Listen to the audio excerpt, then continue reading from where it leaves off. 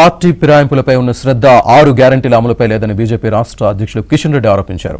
అమలుకు నోచుకొని హామీలను ఇచ్చి ప్రజలను మోసం చేస్తున్నారని ఆయన దుయ్యబట్టారు.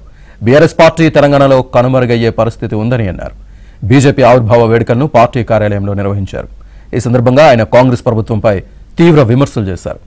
ఏం సాధించారని తుక్కుగూడ సభ నిర్వహిస్తున్నారని విమర్శించారు. టీఆర్ఎస్ పార్టీ రోజు రోజుకు తెలంగాణలో కనుమరుగయ్యేటువంటి అవకాశం ఉంది.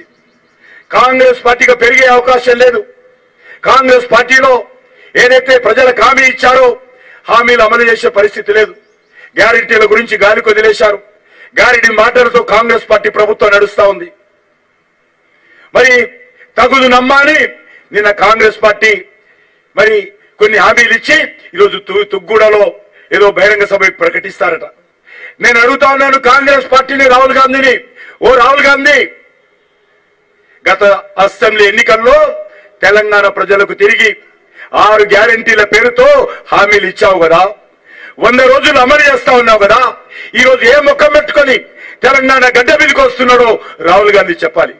మీరు ఇచ్చినటువంటి హామీలు ఎన్ని అమలు జరిగాయో చెప్పాలి.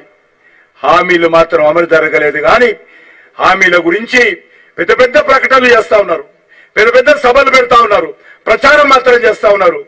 ఈ ముఖ్యమంత్రికి హామీల అమలు మీద దృష్టి లేదు, పార్టీ ఫిరాయింపుల మీద దృష్టి ఉంది.